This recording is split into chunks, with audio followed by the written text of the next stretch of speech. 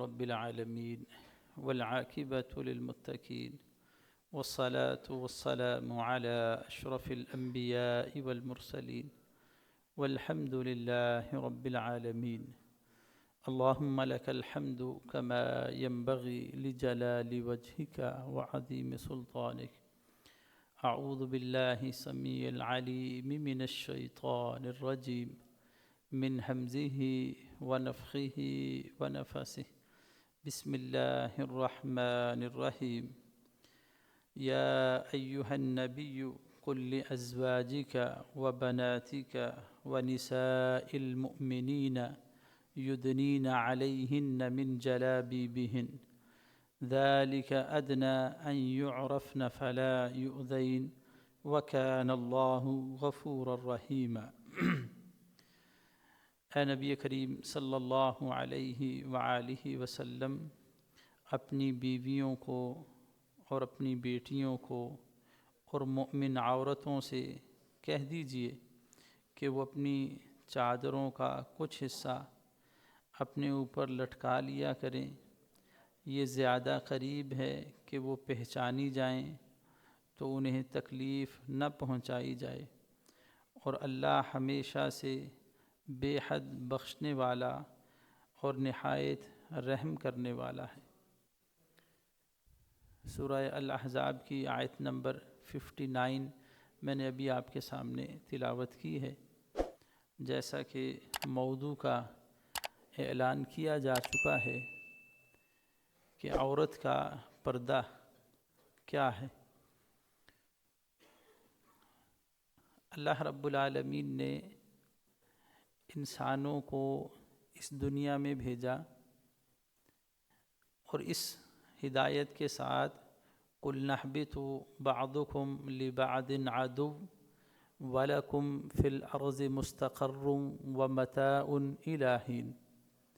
ہم نے کہا اتر جاؤ، تم میں سے بعض کے دشمن ہیں، تمہیں زمین میں ٹھہرنا ہے ایک مقررہ وقت تک اور اس سے فائدہ اٹھانا ہے. اس آیت مبارکہ کے بیک گراؤنڈ میں اللہ رب العالمین حضرت آدم علیہ السلام اور ابلیس کا قصہ بیان کر رہے ہیں، اور حضرت آدم علیہ السلام کو اور ابلیس کو جب اللہ رب العالمین نے جنت سے اس زمین پر بھیجا تو انہیں یہ کہا گیا کہ تمہیں اب زمین میں ٹھہرنا ہے، اس سے فائدہ اٹھانا ہے، اور اس کے لیے ایک مقررہ وقت تمہیں دے دیا گیا ہے.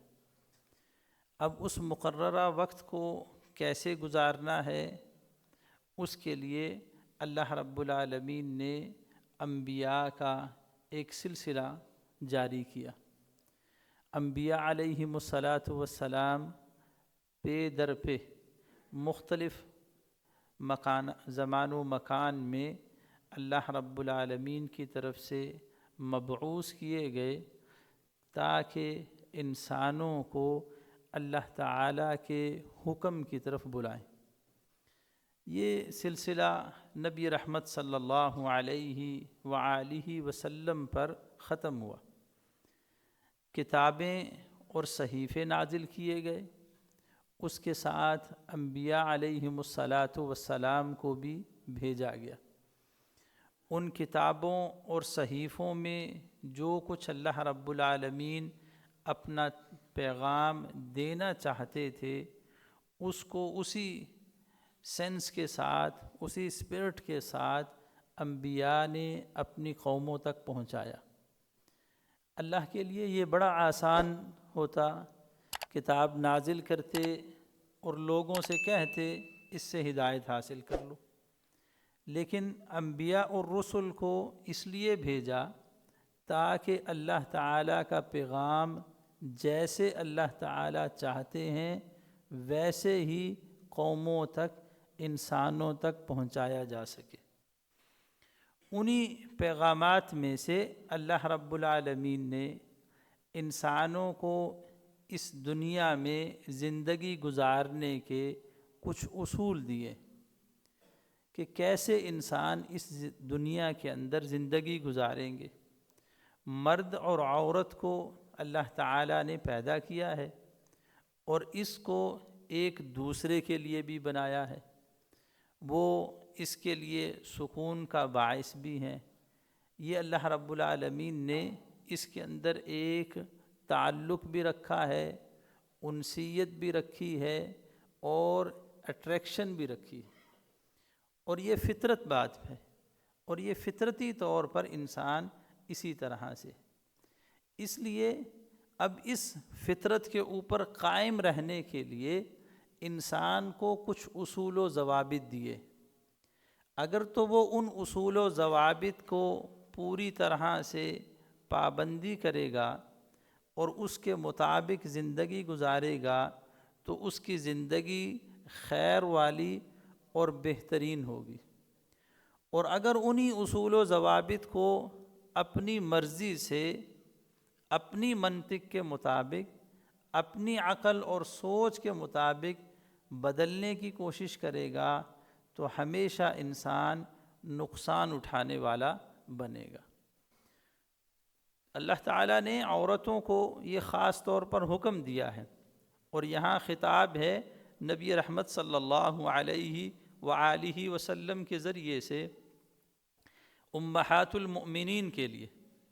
نبی رحمت صلی اللہ علیہ وآلہ وسلم کی بیٹیوں کے لیے اور تمام مؤمن عورتوں کے لیے کہ وہ اپنی چادروں کا کچھ حصہ اپنے اوپر لٹکا لیا کرے۔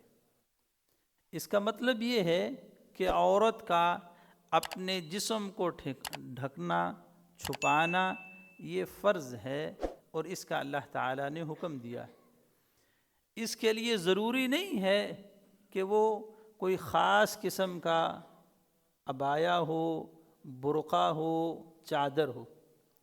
حکم یہ ہے ہر وہ چادر، ہر وہ عبایا، ہر وہ برقع جس سے عورت اپنے آپ کو ڈھانپ لے، جس سے اس کا سطر نہ نظر آتا ہو، جس سے اس کے اعضاء نہ واضح ہوتے ہوں، وہ اس کے لیے جلباب ہے، اس کے لیے پردہ ہے۔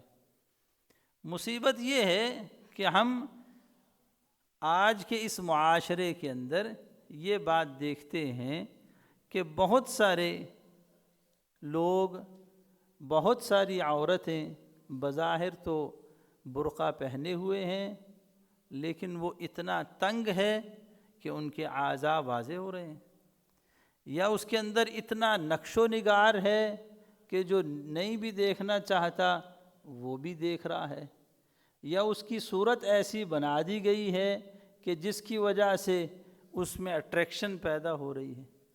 تو یہ اصل مقصد نہیں ظاہر ہو رہا۔ اصل مقصد کیا ہے؟ اپنے آپ کو چھپانا، واضح نہ کرنا، یہ اصل مقصد ہے۔ اور جس بھی کپڑے سے، جس بھی برقعے سے یہ مقصد حاصل ہوتا ہو وہ اصل میں پردہ ہے۔ اس میں اسلام نے کوئی اسپیسیفیکیشن نہیں رکھی کہ وہ اس کی نوعیت اور خاصیت کیا ہونی چاہیے۔ وہ عورت کا سر سے لے کر پاؤں تک ڈھکا ہوا ہونا یہ اصل ہے، بغیر کسی تخصیص کے کہ وہ کپڑا کیسا ہوگا۔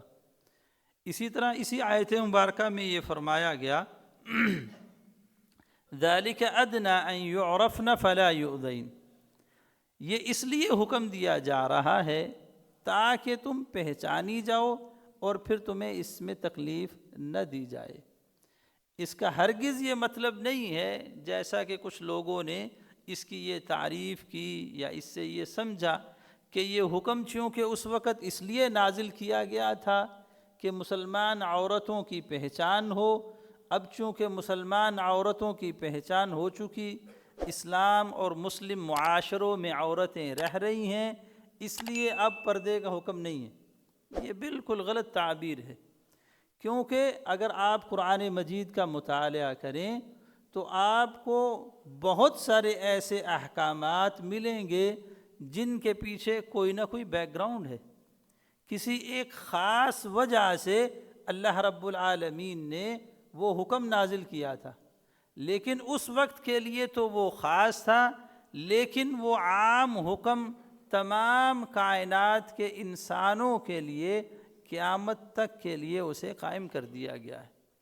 تو اس اعتبار سے اگر یہ کوئی غلط فہمی ہے کہ صرف یہ اس بنیاد پر حکم دیا گیا تھا کہ مسلمان عورت کی پہچان ہو گئی اور پھر اسے تکلیف نہیں دی جائے گی، تو اب چونکہ اس کا مسئلہ نہیں ہے تو اب یہ حکم ختم ہو گیا، تو یہ انتہائی غلط تعبیر ہے۔ ہاں، یہ ضرور سمجھا جانا چاہیے کہ اگر آپ ایسے لباس میں ہیں جو آپ کو بالکل ڈھکے ہوئے ہے اور اس کی وجہ سے یقیناً بہت ساری وہ عورتیں جو بے لباسی کا شکار ہیں اس کے درمیان پہچانی بھی جائیں گی اور پھر ان سے التفات بھی نہیں کیا جائے گا، اس اعتبار سے تو یہ ٹھیک ہے۔ نبی کریم صلی اللہ علیہ وآلہ وسلم نے فرمایا قیامت کے دن، قیامت کے قریب کچھ ایسی عورتیں ہوں گی، کاسیات عاریات مائلات، کہ ایسی عورتیں جنہوں نے بظاہر لباس پہنا ہوگا لیکن برہنہ ہوں گی، مائلات، خود وہ مائل ہونے والی ہوں گی اور دوسروں کو اپنی طرف مائل کرنے والی ہوں گی۔ اور نبی رحمت نے انتہائی سخت الفاظ استعمال کیے کہ وہ جہنم کا ایندھن بنیں گی اور وہ جہنم میں داخل کی جائیں گی۔ اب ہم اگر معاشرے میں دیکھیں تو یہ چیز ایک نارمل بنتی جا رہی ہے کہ بہت سارے ایسے گھرانے جو عموماً دینی گھرانے کہلائے جاتے ہیں، وہ بھی اپنی بہت ساری تقریبات کے اندر ایسا لباس زیب تن کرتے ہیں جو اسی چیز کی عکاسی کر رہا ہوتا ہے، کہ بظاہر تو نظر یہ آ رہا ہے کہ لباس ہے، لیکن اس میں اس طرح کی اسٹرکنس ہے، اتنا ٹائٹ ہے کہ جسم کے سارے اعضاء واضح ہو رہے۔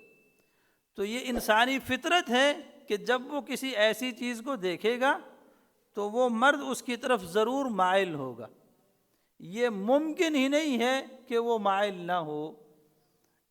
اس لیے ایسی ہر طرح کا لباس جو انسانی فطرت کے مطابق اس کے جذبات کو بڑھانے والا ہو، اس کو یہاں پر منع کر دیا گیا۔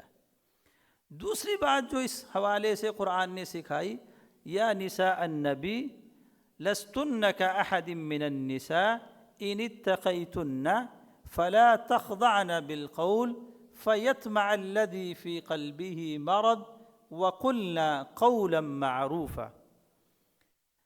اے نبی کی بیویوں، نبی رحمت صلی اللہ علیہ وآلہ وسلم کی بیویوں سے، امہات المؤمنین سے اللہ رب العالمین مخاطب ہیں، اور کیا کہہ رہے ہیں؟ ان اتقیتن، تم اللہ تعالی کا تقوی اختیار کرو، فلا تخضعن بالقول، اور نرمی سے بات نہ کرو، فیطمع الذی فی قلبہ مرض، کہ جس کے دل میں بیماری ہے وہ لالچ کرے گا، وَقُلْنَ قَوْلًا مَّعْرُوفًا، اور جب تم نے بات کرنی ہے تو اچھے طریقے سے بات کرنی ہے۔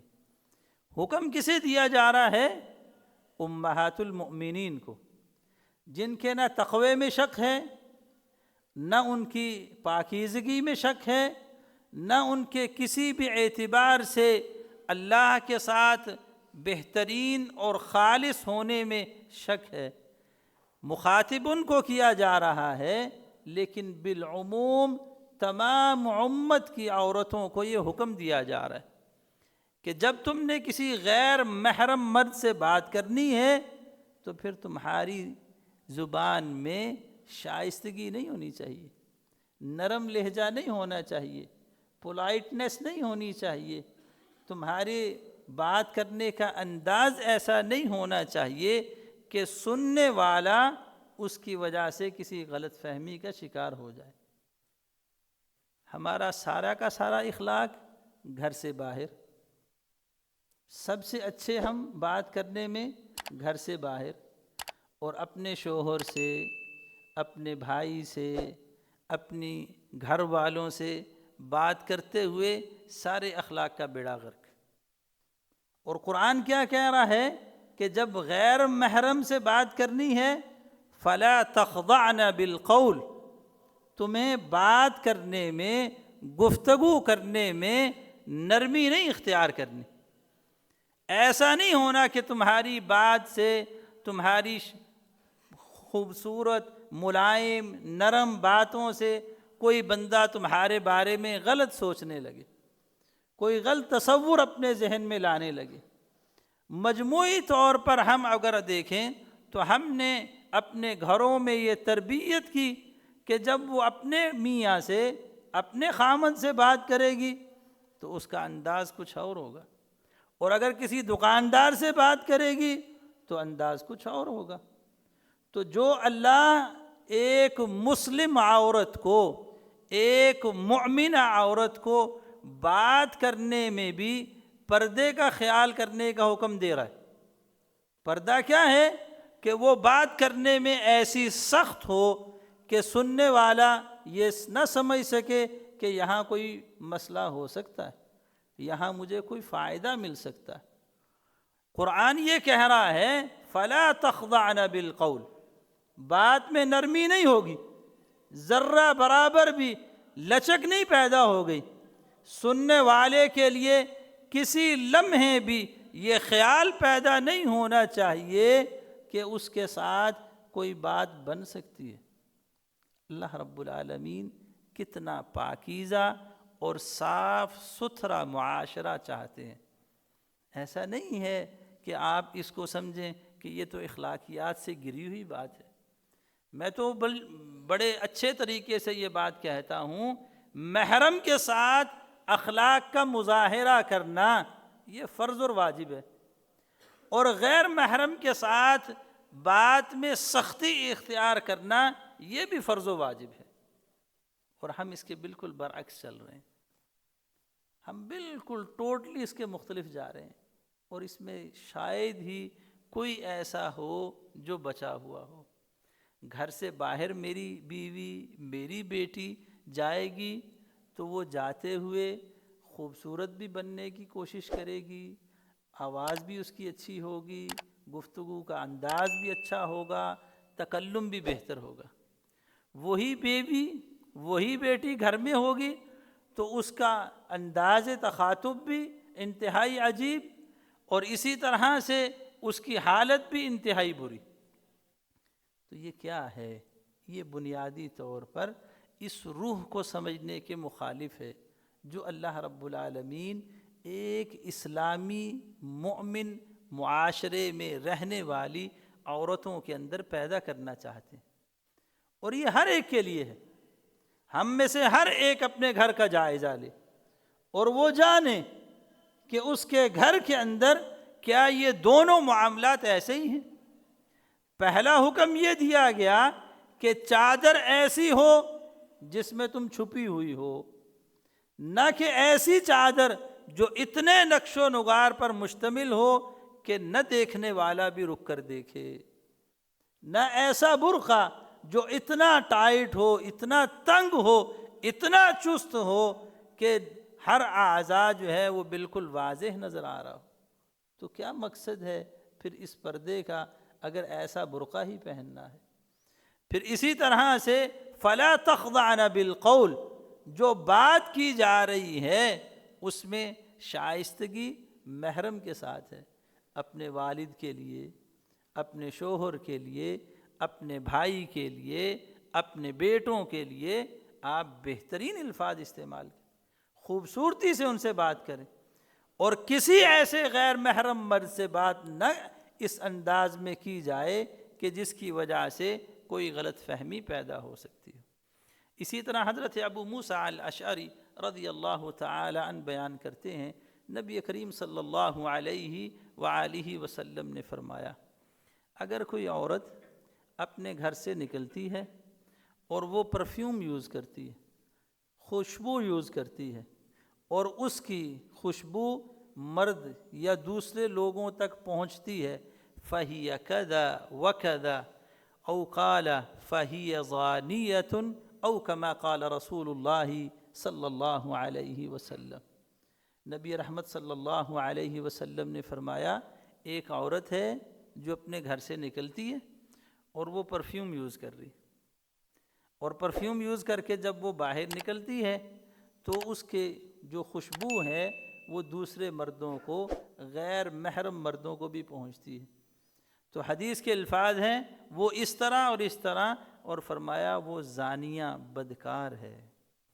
استغفر اللہ الذی لا الہ الا هو اتوب الیہ۔ ہم میں سے ہر ایک اپنے گھر کا جائزہ لے کہ جب اس کی بیوی گھر میں ہوتی ہے تو وہ خوشبو استعمال کرتی ہے؟ نہیں کرتی۔ اس کو خوبصورت اپنے شوہر کے لیے بننا ہے، اس کو خوشبو والا اپنے شوہر کے لیے بننا ہے، اس کو اچھا صاف ستھرا نظیف بالکل کلین کس کے لیے بننا ہے؟ اپنے شوہر کے لیے، اپنے بچوں کے لیے بننا ہے۔ یہاں معاملہ بالکل برعکس ہے کہ وہ صاف ستھری خوبصورت نہانا دھونا باہر والوں کے لیے، اور جو غلاظت اور گند اور کوڑ کباڑ ہے وہ سارا گھر کے لیے۔ پھر عورتیں اس بات کی شکوہ ہے کہ ہمارے مرد ہمارے ساتھ اچھے نہیں ہیں۔ جن مردوں کے لیے تم اچھی بن رہی ہو وہ تو گھر سے باہر ہیں، اس لیے وہ تمہیں اچھے لگتے ہیں، اور جن مردوں کے لیے تم بری بن رہی ہو وہ تمہارے گھر کے اندر ہیں، اس لیے تمہیں وہ اچھے نہیں لگ رہے۔ تو بنیادی طور پر ہم معاشرے کو بالکل الٹا لے کر چل رہے ہیں۔ عورت کو چاہیے، بیوی کو چاہیے کہ وہ اپنے شوہر کے لیے بنے بھی اور سنورے بھی، خوبصورت بھی بنے، خوبصورتی کے تمام لوازمات کو بھی اختیار کرے، خوشبو بھی لگائے، بہترین اپنے گھر کے اندر بن سور کر رہے، یہ اسے حکم ہے، اسے یہ اختیار کرنا ہے۔ شوہر کام کاج سے، کاروبار سے، دفتر سے تھکا ماندہ آیا اور سامنے بیوی صاحبہ جو ہے وہ اس سے زیادہ برے طریقے سے اسے ویلکم کہہ رہی، تو نتیجہ کیا نکلے گا؟ پھر وہی شوہر جو ہے وہ کسی اور سے تعلق بنانے کی کوشش کرے گا، اور وہی بیوی کسی اور مرد سے تعلق بنانے کی کوشش میں لگ جائے گی، اور ہمارا معاشرہ آج ایسی ہی صورتحال پیش کر رہا ہے، اور اس میں بہت بڑا کردار ہمارا اپنا ہے۔ جب قرآن نے کہا، نبی رحمت صلی اللہ علیہ وآلہ وسلم کی حدیث مبارکہ نے یہ فرمایا کہ ہم وہ اصول جو ہمیں زندگی گزارنے کے بتلائے جا رہے ہیں ان کو فالو کرنے کے بجائے ان کی مخالفت کر رہے ہیں۔ ہم میں سے ہر ایک اندازہ لگائے اپنے گھروں کا، کسی کی طرف دیکھنے کے بجائے اپنے طرف دیکھیے کہ اس کی بیوی گھر میں اس کے لیے بنتی سنورتی ہے، یا کبھی اس نے اپنی بیوی کو یہ کہا ہے کہ وہ اس کے لیے بنے اور سنورے؟ کبھی اس نے اس کی ترغیب دی ہے؟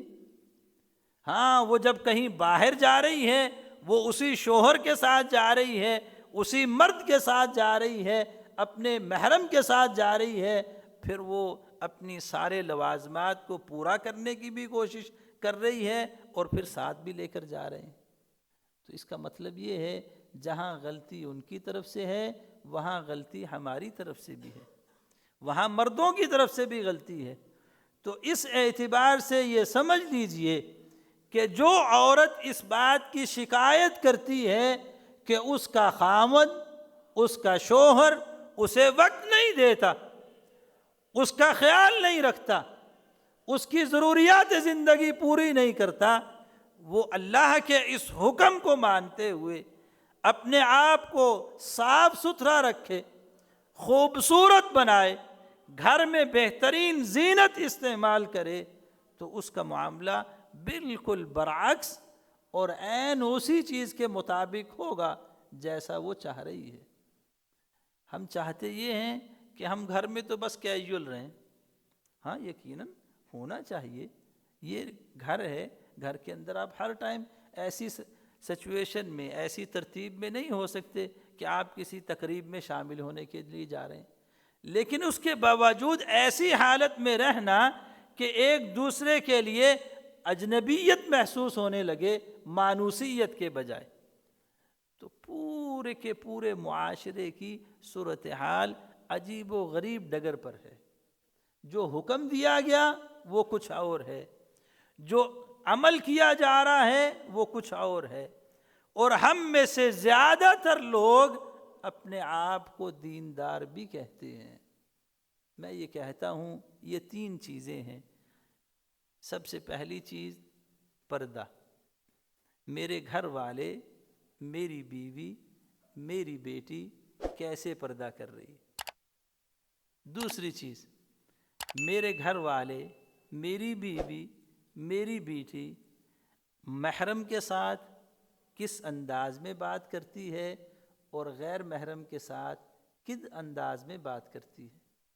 تیسری چیز، میری بیوی، میری بیٹی گھر میں کیسے صاف ستھری اور تیار ہو کر اپنے شوہر کے لیے رہتی ہے، یا صرف جب وہ باہر جاتی ہے وہ اس کا اہتمام کرتی ہے۔ ان تینوں باتوں کو سوچئے اور سمجھیے، اور پھر اس کے بعد اس کے نتیجے دیکھیے۔